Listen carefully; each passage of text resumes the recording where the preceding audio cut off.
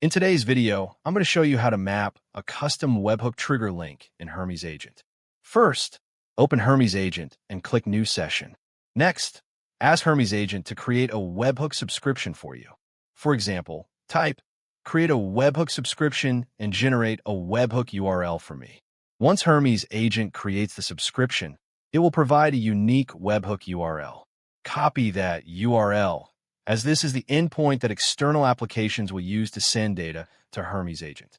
Now, go to the application you want to connect, such as GitHub, Stripe, or another service that supports webhooks, and paste the generated webhook URL into its webhook settings. When an event occurs in that application, it sends data to your webhook URL. Hermes Agent receives the payload and uses it to trigger actions, workflows, notifications, or automations based on your configuration. And that's it. Thank you for watching this video. Please feel free to use the affiliate link in the description.